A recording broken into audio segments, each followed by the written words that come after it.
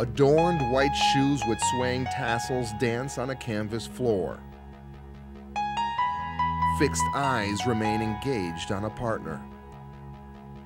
And overworked sweat glands are proof the chase is on.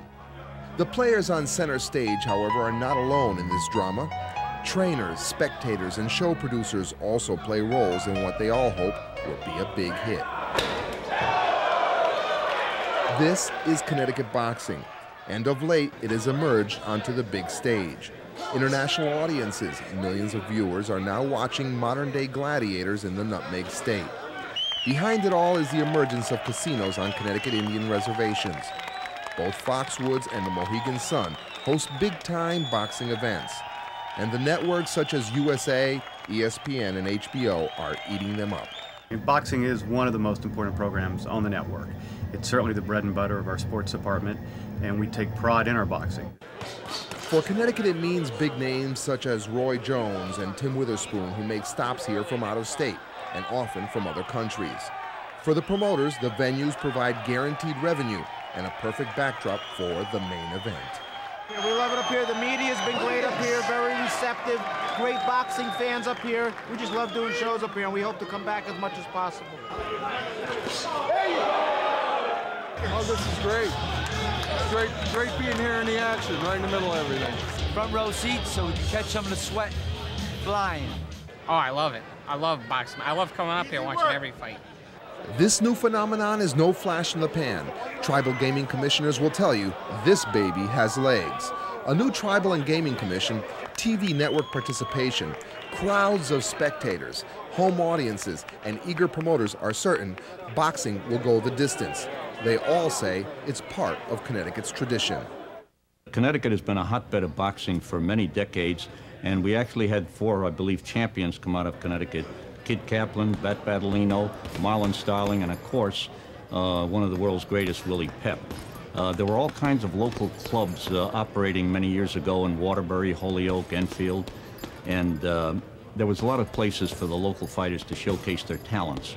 But as the years went by, for whatever reason, that dried up. Probably the cost of boxing promotions increased and they just couldn't do it. That was then. This is now. State boxing officials say there are at least 16 sites, from the streets of Norwalk to the hills of Wyndham, where amateurs are mixing it up.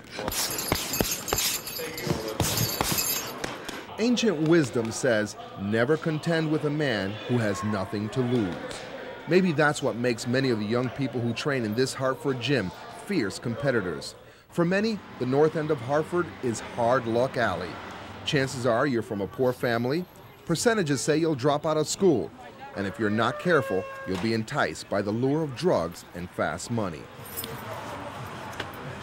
15-year-old Sammy Vega's from the north end. So far, he's sidestepped many of the ghetto's distractions. Maybe it's the dream of one day making it to the other side of the tracks that motivates him. Maybe he's motivated by what takes place on the other side of this fence. This is the San Juan Center's boxing facility. By day, offices in the front of the building serve the elderly, mentally retarded, and poor seeking help with housing and employment. By night, it boasts the presence of champions. Junior Olympic champions like Vega, #1 in the country in his weight class, and 15-year-old Greg Kyler, ranked 2nd in the nation. Keeps a lot of kids out of trouble. How do you mean? So won't have to be out on the streets all day. You can come in the gym. About time you train, it's dark time to go in the house. The center's enigmatic executive director, George Cruz, is not exactly your typical social service agency director, nor is he your typical boxing manager. Well, this is the lure. See, we use this as a lure.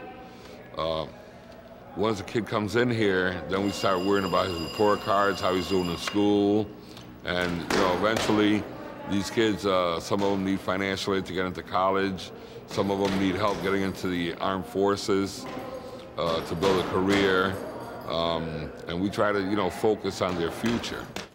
A future is not automatic in the North End. Many a life have been snuffed out early. Fortunately, crews and volunteers such as former fighter Johnny Duke have shown youngsters how to counterpunch and avoid the knockout blow.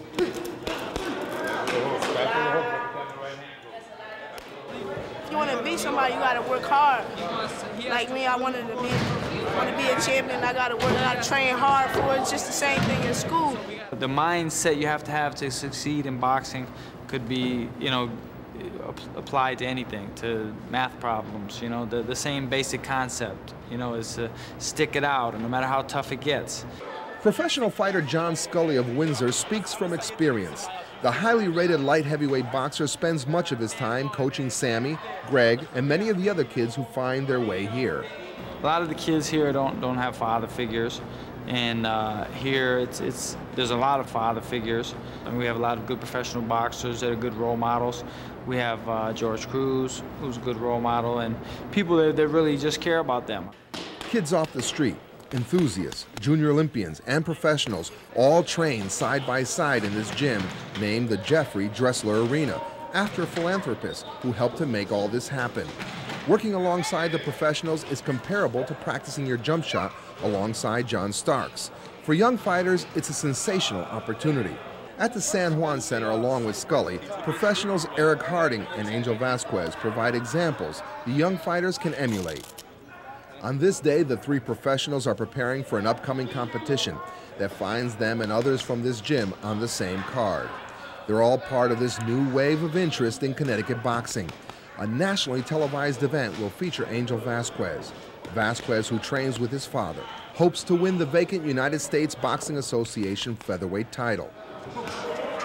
There's a lot on the line for all the fighters. For 29-year-old Vasquez, whose undefeated record is 14-0, this is a must-win if he's to reach the pinnacle of his weight class and get a shot at the world title. For the young undefeated Eric Harding, it's an opportunity to show off his power before a national audience. For John Scully, it's a have-to fight. The 30-year-old with a record of 37 wins and 7 losses has his back to the wall and has to win. The once fourth-rated fighter in the world lost his last 3 bouts. If he loses again, it may mean hanging up the gloves alongside other San Juan Center memorabilia. The resurgence of boxing promotions in Connecticut, however, means the fighters will be able to take on their upcoming opponents in the very gym they call home. Each hopes to walk up the familiar stairs and rise to the occasion. Ladies and gentlemen, we are now waiting for our next bout, the co-feature attraction of the evening. On fight night, the arena fills to capacity, bringing a smile to the promoter's face. The hometown crowd anticipates local victories and is not disappointed by the preliminary bouts. San Juan Center fighters give the fans what they're looking for. The Dressler Arena, complete with namesake at the microphone, is abuzz with excitement. ESPN cameramen focus in on the action as the decibel level rises. The room temperature, hovering well past 85 degrees, mixes with perspiration from hundreds of fans crammed into the hall. No one sweats more than the promoter, who needs to see ticket-paying fans in the seats. They're the real blue-collar fight fans that you don't see at a casino. And quite honestly, this is the future of boxing. And although the casinos serve a purpose and they really stage the big fights, this is where your fighters come from. Tonight, Angel Vasquez goes for his first title. 6 months from now, he'll be on HBO. So you got to have these grassroots fight cards, and this is where it happens. It's the full cycle here. There you go, baby. Shoot 2 jabs. I guarantee you they'll land. 2 jabs. He right there for it. 2 jabs in the right hand. This kid is fighting for the basics. While women are present and cigar smoke is not, the boxing experience is still not for the politically correct meek at heart.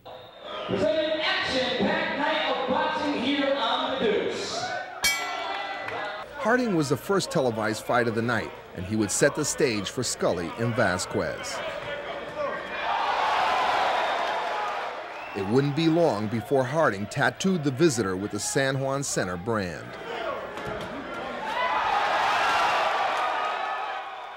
Cruz, who operates the center, works with the kids, and even sang the national anthem on this day, was also in Harding's corner.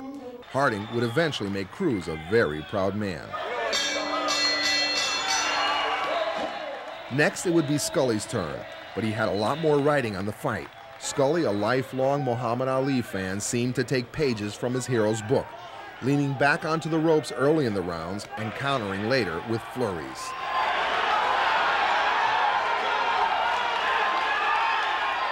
Scott Lopek of Long Island, however, refused to cooperate and promised to dampen the hopes of the hometown crowd. Lopek withstood all Scully had to give, but with time running out on Scully's career, the Windsor native pelted Lopek, opening up his eyelid and reminding the crowd just how vicious the sport could be. Lopek would not go down, but Scully would win by a technical knockout.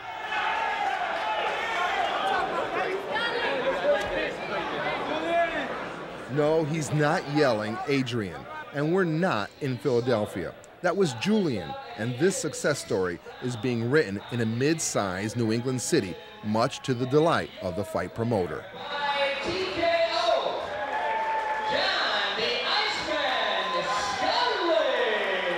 They save a lot of young lives here, and it's a lot more than boxing, but tonight they've enabled the world to see Hartford in the San Juan Center. So I guess the best thing I can say right now is that boxing's alive in Hartford, and it just kind of like trickles out into the other communities in New England, and the San Juan Center does a lot with amateur boxers, and tonight you're seeing their good pro fighters. So it's just a good thing all around. Scully's career continues, now with the promise of a bigger bout on ESPN. It looks like I'm going to fight for the IBA title, which is like a minor version of the world title. But the key to that fight is that it's against a good fighter, Jose Luis Rivera, and it's going to be on ESPN. If I win that, I'm guaranteed a shot at a big name. Don't let anybody tell you you're done. You know, you're as good as you want to be.